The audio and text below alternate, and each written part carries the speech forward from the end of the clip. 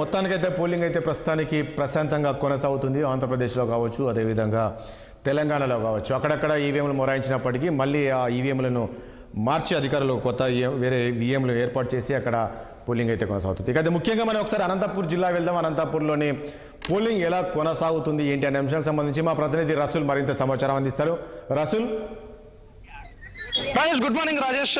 సత్యసాయి జిల్లా అదేవిధంగానే ఉమ్మడి అనంతపురం జిల్లాలో పెద్ద ఎత్తున పోలింగ్ కేంద్రాలను ఏర్పాటు చేశారు. దాదాపుగా అనంతపురం అదేవిధంగానే సత్యసాయి జిల్లాలకు విషయానికి వస్తే దాదాపుగా 34,24,366 మంది తమ ఓటు హక్కును వినియోగించుకునేటువంటి విధంగా ఉంది. ప్రధానంగా ఇక అనంతపురం జిల్లా విషయానికి వచ్చే దాదాపుగా 2,236 పోలింగ్ స్టేషన్లు ఏర్పాటు చేశారు.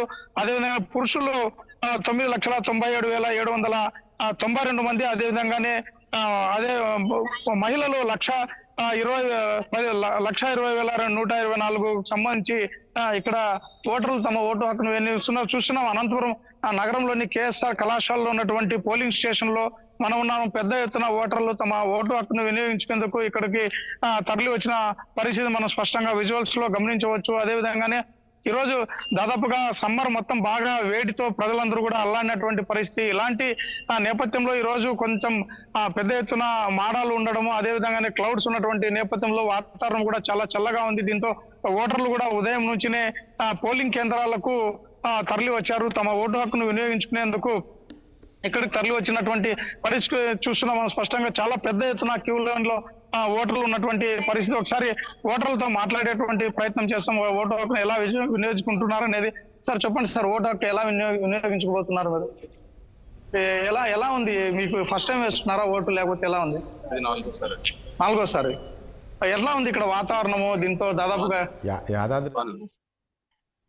ఇది విధంగా మొత్తం పైన ఓటర్లు తమ ఓటు హక్కును వినియోగించుకున్నకు వచ్చారు. పెద్ద ఎత్తున ఓటర్లు వచ్చినటువంటి పరిస్థితి మనం స్పష్టంగా చూడవచ్చు. అదేవిధంగానే మహిళలు, అదేవిధంగానే ప్రతి ఒక్కరూ తమ ఓటు హక్కు, ఎవరికైతే ఓటు హక్కు సదుపాయం అవకాశం ఉందో ఈ ఓటు హక్కును వినియోగించుకునేందుకు చేశారు. ఎలాంటి అవాంఛనీయ సంఘటనలు జరుపుకోకుండా పెద్ద ఎత్తున పోలింగ్ స్టేషన్ల వద్ద కూడా పోలీసులు బందోబస్తు కూడా ఏర్పాటు చేసినటువంటి పరిస్థితి. అదేవిధంగా వెబ్కాస్టింగ్ కూడా మనం గమనించవచ్చు. ఎలాంటి అవాంఛనీయ సంఘటనలు జరుపుకోకుండా, ఎలాంటి అవకతవకలు జరుపుకోకుండా పోలీసు అదేవిధంగానే జిల్లా కలెక్టర్ డాక్టర్ వినోద్ కుమార్ వీళ్ళందరూ కూడా పటిష్టమైనటువంటి బందోబస్తు చర్యలు. ఒక విషయం చెప్పండి. ఇప్పుడు మామూలుగా అనంతపూర్ జిల్లాలో ఎండలు చాలా తీవ్రంగా ఉన్నాయి. సో అక్కడ ఓటర్లకు ఎలాంటి వసతులు కల్పించే ఏర్పాట్లు చేశారు అధికారులు? మరి ఒకవేళ వర్షం పడ్డా కూడా వాళ్ళకి ఎలాంటి వసతులు కల్పించే, ఇబ్బంది లేకుండా ఎలాంటి చర్యలు తీసుకున్నారు? మరి మీరు ఉన్న ప్రాంతం ఎక్కడ? లాస్ట్ టైంలో గతంలో చూసినప్పటికీ ఇప్పటికీ ఇక్కడ మీ అనంతపూర్ జిల్లాలో పోలింగ్ పర్సెంటేజ్ కూడా పెరిగే అవకాశం ఉందంటారా? ఖచ్చితంగా ఈసారి. ఎందుకంటే ప్రతి ఒక్కరికి అవేర్నెస్ క్రియేట్ చేసినటువంటి పరిస్థితి చూస్తున్నాం మనం. ఇక్కడ 137 పోలింగ్ స్టేషన్ లో ఉన్నాము. స్పష్టంగా 153 అనంతపురం అర్బన్ నియోజకవర్గంలోని పోలింగ్ కేంద్రం నంబర్ 137 పోలింగ్ కేంద్రం, అనంతపురం మున్సిపల్ కార్పొరేషన్. ఇక్కడ ఈ ఏరియా సంబంధించి ఓటర్ల క్రమసంఖ్య ఎంతమంది? ఇక్కడ దాదాపుగా 1,260 మంది ఓటు హక్కును వినియోగించుకునేటువంటి విధంగా ఉంది. దాదాపుగా పెద్ద సంఖ్యలో అభ్యర్థులు ఇక్కడ ఉన్నటువంటి పరిస్థితిని స్పష్టంగా చూడవచ్చు.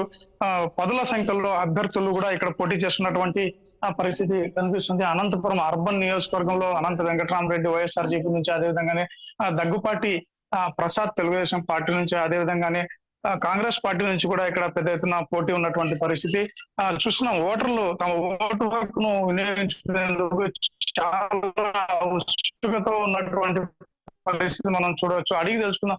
చెప్పండి, మా ఓటు హక్కును ఎలా వినియోగించబోతున్నారు? ఎట్లా ఉంది మీకు సెంట్రల్ ఇక్కడ ఏర్పాటు ఎట్లా ఉన్నాయి? మరికొంత చెప్పండి మా ఓటు హక్కు ఇప్పుడు దాకా మీరు ఎన్నిసార్లు ఉపయోగించుకున్నారు? ఎలా ఉంది ఇక్కడ ఏర్పాట్లు? ఇంత ఉదయమే వచ్చేసారు కదా, ఏంటి ఇంత ఉదయం వచ్చేసారు కదా? అయితే ఈ రోజు కొంచెం ఎండ తక్కువగా అన్నట్టుంది. ఇది విధంగా మొత్తం పైన అనంతపురం జిల్లా, అదేవిధంగా సత్యసాయి జిల్లాలో ఉన్నటువంటి పరిస్థితి. ఇక్కడ ఓటర్లకు ఎలాంటి ఇబ్బందులు కూడా తలెత్తుకోకుండా, ఒకవేళ ఎండ వచ్చినప్పటికీ పైన షామియానాలు వేసినటువంటి పరిస్థితి, అదేవిధంగానే వారికి నీటి సదుపాయం కూడా ఇక్కడ కల్పించినటువంటి విషయాన్ని మనం స్పష్టంగా చూడవచ్చు. అయితే పలు ప్రాంతాల్లో ఈవీఎంలు మొరాయించినట్టు అక్కడక్కడ నుంచి మనకు వార్తలు వస్తున్నటువంటి పరిస్థితి. అదేవిధంగా రాప్తాడు నియోజకవర్గంలో కూడా కొన్ని చోట్ల ఈవీఎంలు మొరాయించారు. అదేవిధంగానే వృద్ధులు అదే విధంగానే పెద్దలు అందరూ కూడా ఇక్కడ వచ్చినటువంటి పరిస్థితి మనం చూడవచ్చు. కొన్ని చోట్ల వికలాంగులు కూడా వాళ్ళు కొంతమంది సహాయం తీసుకొని ఇక్కడికి ఓటు వేసేందుకు ప్రయత్నిస్తున్నారు. కొంతమందిని మాట్లాడేటువంటి ప్రయత్నం చేశారు. అమ్మ చెప్పండి, మా ఓటు హక్కు ఎలా వేసేస్తారా? ఓటు ఆల్రెడీ ఇంకా వేయాలా? ఓకే. అరేంజ్మెంట్స్ ఏమన్నా ఉన్నాయమ్మా ఇక్కడ, నీటి సదుపాయాలు? ఇది కాబట్టి మొత్తం పైన అనంతపురం జిల్లా వ్యాప్తంగా చూసుకుంటే దాదాపుగా 34 లక్షలకు పైగా ఓటర్లు తమ ఓటు హక్కును వినియోగించుకునేటువంటి పరిస్థితి. మొత్తం 14 నియోజకవర్గాలు ఉన్నాయి.